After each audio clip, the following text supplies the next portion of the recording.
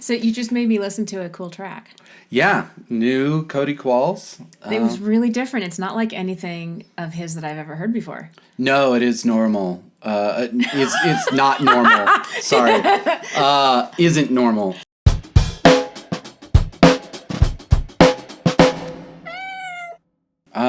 Yeah, kind of a Dove's Cry. Yeah. Blinding Lights by the Weeknd. Mm-hmm. So you said that was just like 3 hours of work today. Just came in and... Yeah, about 3 hours of work. Yeah. No, less, because we didn't really get started until about 2. And he left at 4:15, so about 2 hours. What you can do in so little time. Yeah, and then spend months tweaking. That's true. Indeed, yeah. Yeah. I don't know if you saw, but I put on our calendar on Friday. Here's what I'm scheduling with you lately. I put something on our shared calendar on Google that says, if you're free today, would you like to write a song with me? That's the name of the event. That's how we're communicating? Yeah. You might not have seen that yet. No, I haven't. Anyway, hopefully we can do a song that quick, maybe. Yeah, I would love to. Well, that is really, in a lot of ways, where I feel like at least my favorite to do production happens is when I sit down with someone who's got an idea for a song and just kind of, let's sit right here, let's find sounds. The EP I just started with Daniel Mendez, speaking of Cody, because he knows Cody. They know each other? Yeah, Daniel's done a bunch of the rock choir stuff. Oh, cool. Yeah, okay. so, cool. I think he's also done Stevens, Coal Creek, whatever. Okay. Anyway, I started an EP with Daniel Mendez, and he did this great thing where he found songs, like he has 4 or 5 original songs, and he found other songs, commercially released songs, that had the vibe he wanted. Not that they sound similar, and a lot of them don't at all. Like they're in a minor key, and his song's in a major key, or whatever it is. But it gives me a place to start with, like, oh, this is what you're... Although with Cody's thing, he had, like, no idea, and the sounds were very techno-y, just kind of random Logic sounds. He wasn't, like, trying to produce it or anything. Mm-hmm. He just had random synth. I think it's really cool. Yeah. It's just really different. It's not, like... all the Cody songs that I know, because we play, are very, like, correct song structure. Like... Right. Intro, verse... Probably a pre-chorus, chorus, another verse, maybe a pre-chorus or maybe double or half, and then a chorus. Pretty standard and like correct. And that one kind of looped around on itself. Like I didn't know where we were in the song in a very cool way. Right. It just kind of has this slithering, like circular sort of feeling. Like it's a groove. It's a jam. It's like and hooks come back and they go away, and the new parts, like this is like vocal melody wise, this has never happened before in the song, and it's not going to happen again. It's just this one spot, and then it goes back to something familiar. Yeah. And some of the lines seem to wrap around sections too. I'm not sure because I just listened to it one time. But like that was really cool how the song, like a line from, I don't know, a verse wrapped into a chorus or wrapped out of or something like that. Yeah, really cool timing. I was using we should talk about this. We should maybe even get it. So there's Brian Eno's a producer, musician, whatever, and he did some of David Bowie's most famous stuff. And he had a technique, I think it's just called oblique techniques. I'm probably murdering this. Somebody can correct me if anyone ever hears this. Anyway, it has a bunch of it's like literally he had them made up. It's like a deck of cards, and it has different song suggestions, or like move this part to this part, or do this, or do that, or whatever, and you just draw a card, and then you do the thing. And people, like, they used them on Bowie records, and they used them on, I can't remember, somebody I was reading recently that I was really surprised they'd heard. It wasn't War on Drugs, but it was like somebody big like that.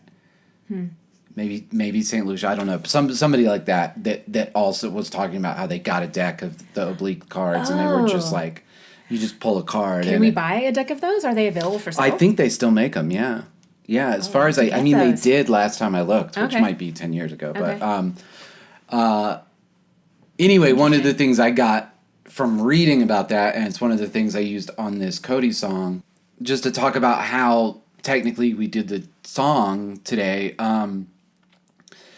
Cody, Cody had some chords, we got a beat going, we got some instruments going, some tones, got a vibe happening, and then Cody just got up and sang through it, singing whatever he wanted, whenever he wanted. Just he didn't really have a firm idea. And he had all these lyric scraps, and he went outside and ran around the block and thought about a couple of things and got had some different lyrics and just some stuff he wanted to say, and then just sang them, grooving along with the thing, and sort of just totally random order.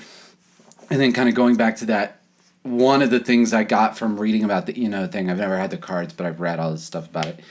And then he went back through in a pass, and Cody's was in Face, which is a vocal, an a cappella band, so he can harmonize, and so he went through another pass and harmonized a bunch of stuff. And then I just sort of laced them out in sections and started moving them around. As you said, not really in a song section sense, but just a where does this sound cool, and where do I want to, sort of like we talk about with the crowds, and where you're putting pressure on them and you're taking pressure off them, and and sort of in the song, that's what I wanted to do is and I need to hear something familiar again, so let's move something familiar over, and then I can take a new thing. And we just chopped it up, and then we went back and threw another couple of passes of harmonies on it.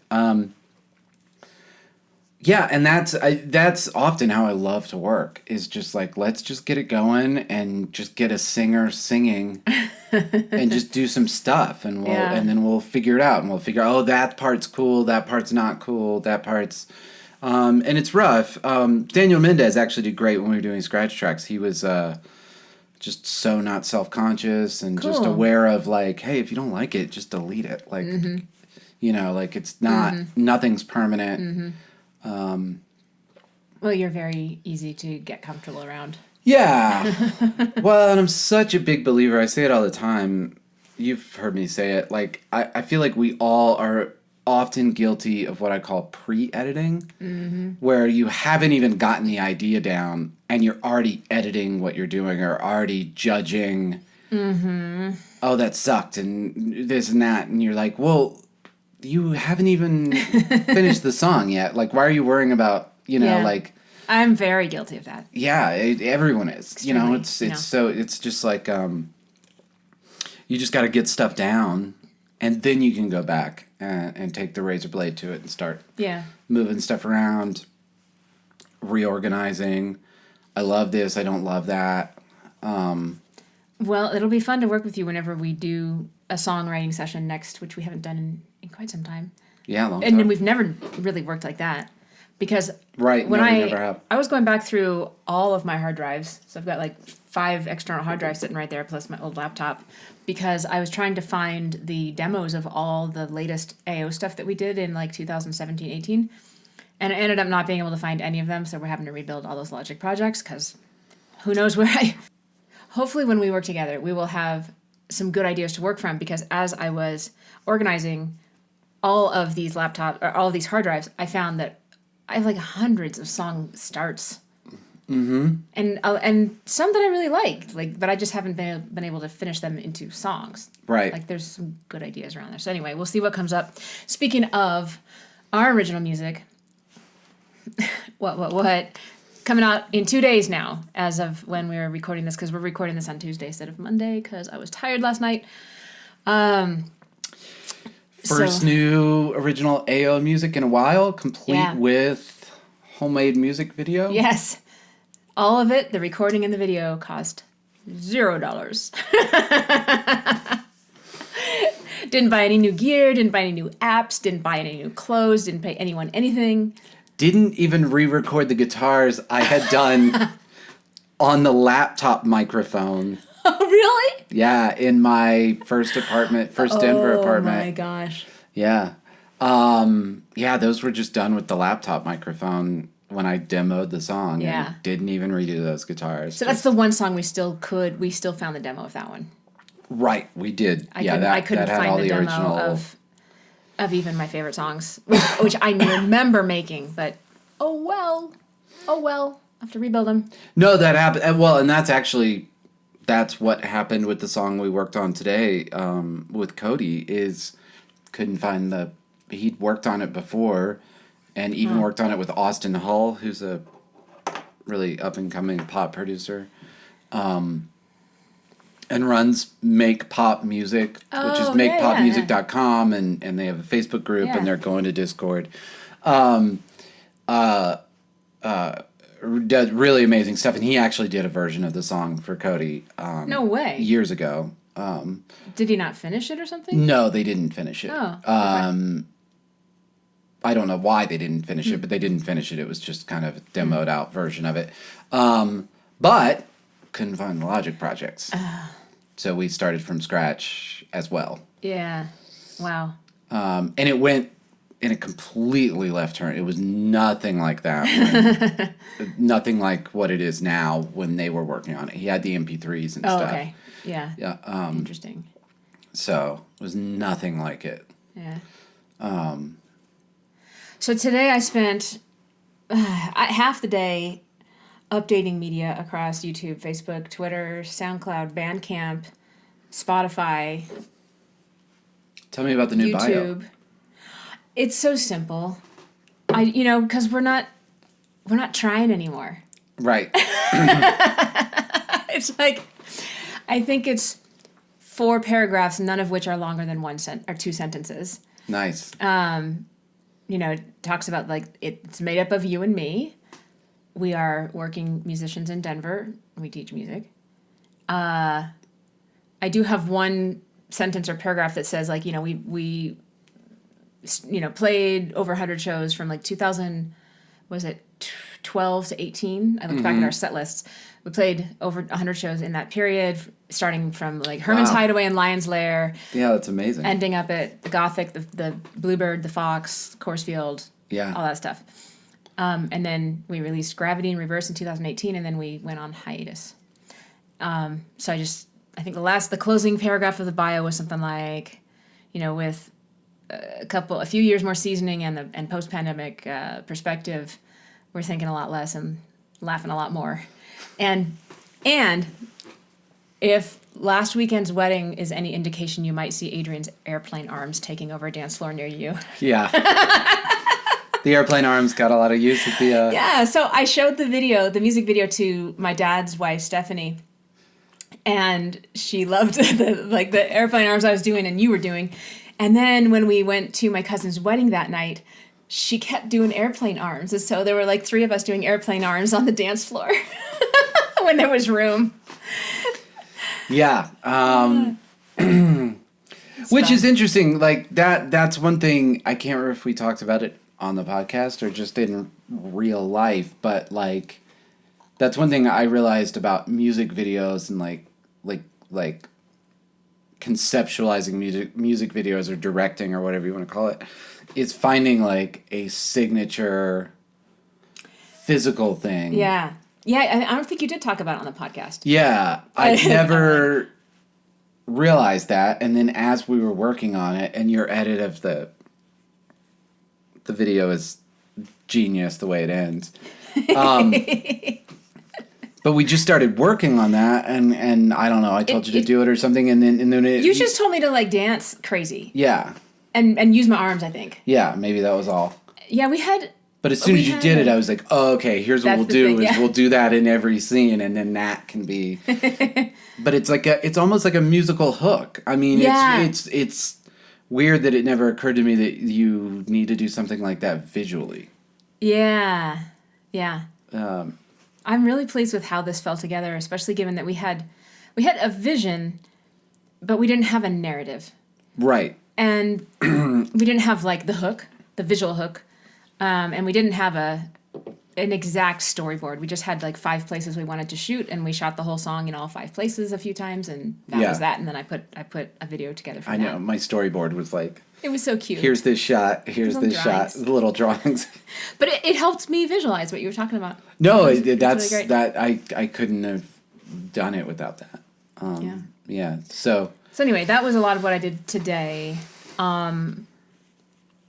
And I sent the song out to 102.3 and Colorado Public Radio and Alpha at 93.3. Boy, getting real, huh? Yeah, well, maybe somebody will play the song somewhere. I mean, like, again, like, we're not trying. Yeah.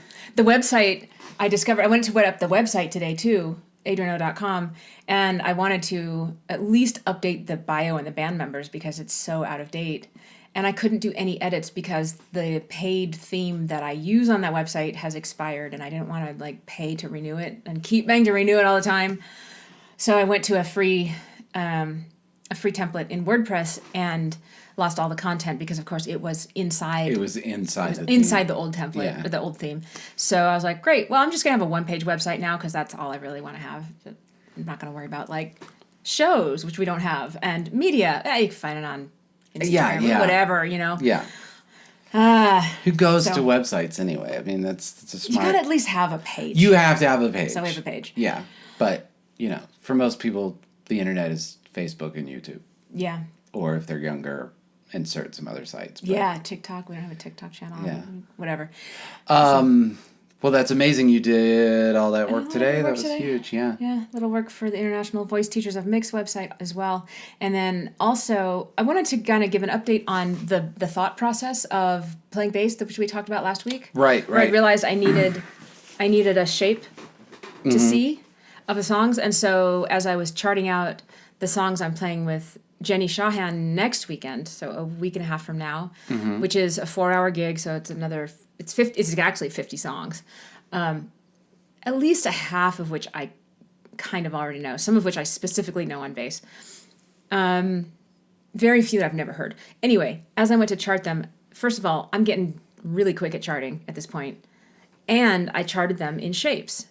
You know, I didn't do play this section 3x, then this. It was like boom, boom, boom, the same thing, and then boom, the fourth different one, so that I see that, and just like it just fits in my brain. I feel like I'm finally like, it's so easy now. It's all so easy now. All of a sudden. That is so. It's weird. Ingenious. It just all of a sudden I went from feeling like my brain is not quite like my brain is working too hard for what I'm trying to do here. Mm-hmm. Not that I'm messing up all over the place or anything like that. I'm just like, I should have more space left over in my brain. Right. More ability to, for that to be just like 15% of what I'm thinking about. Right. And so I've learned most of the stuff now. I mean, it only took me 2 or 3 days to learn most of that stuff. I think the shape thing was such a game changer. It was. Yeah. Yeah. It's interesting, and I don't always remember.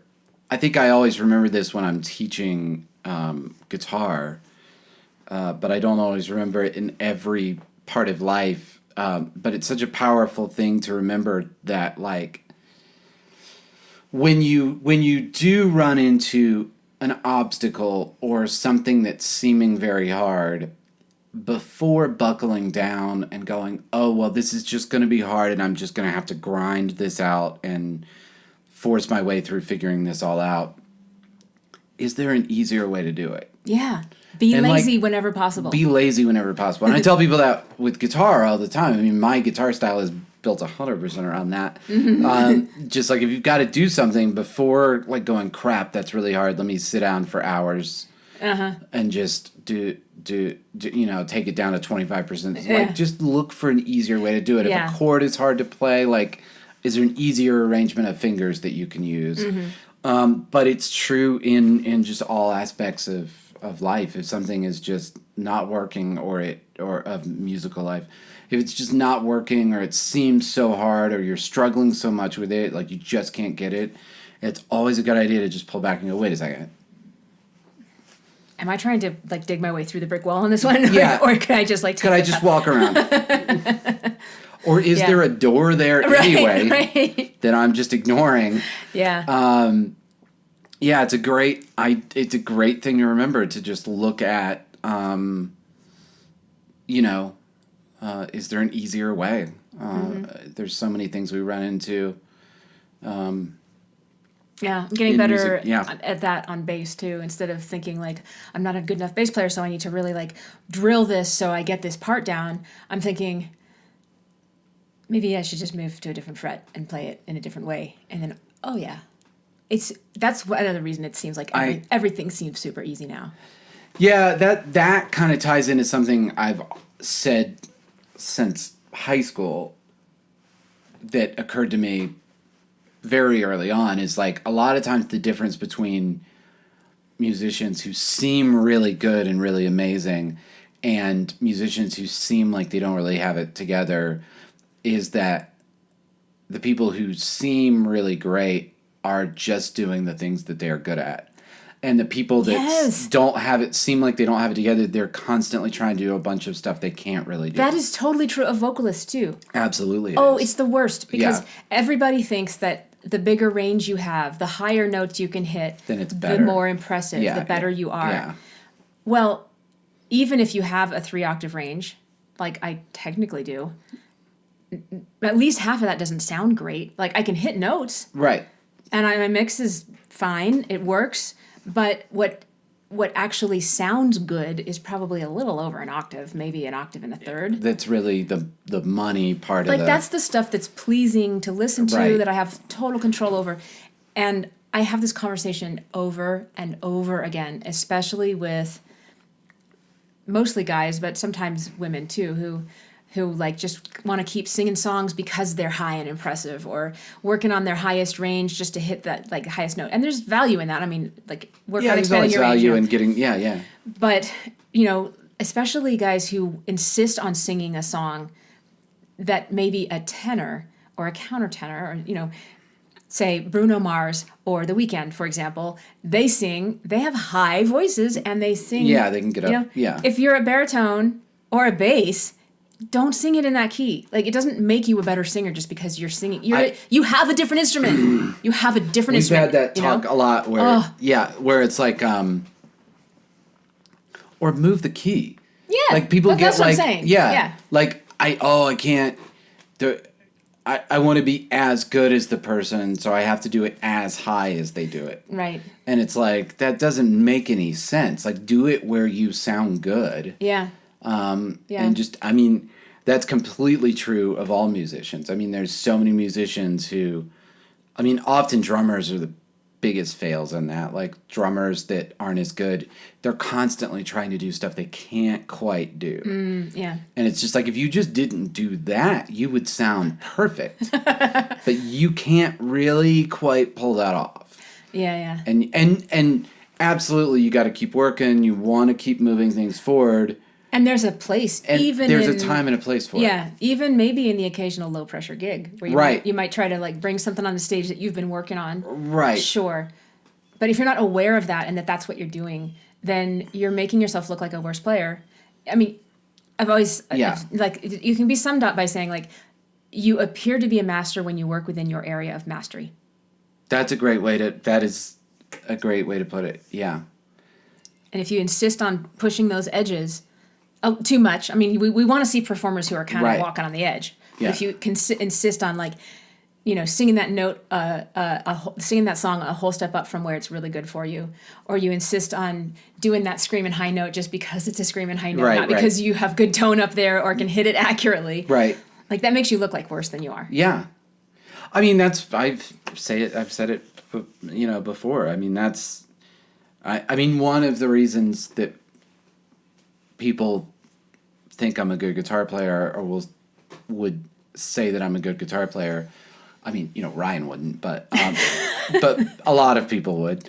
I'm just really good at picking things that I sound good doing, or picking out ways that even if I'm doing something that's not, like when we do the showcase stuff, and we're doing all this material that is just not in my wheelhouse. What I'm good at is picking out a way I can do a song so that it's easy for me, or that it works for me to do it that way. Mm-hmm. And often it isn't exactly what they're really doing. Mm-hmm. But it works and it fits under my hands and it's my thing. Yeah. Yeah. Well, sounds good. You want to go eat some mahi? Let's make dinner. Yeah. Mahi and spinach and take and bake bread. Sounds good. Yeah. Cool. Okay, thank you guys again. See you next week. Bye.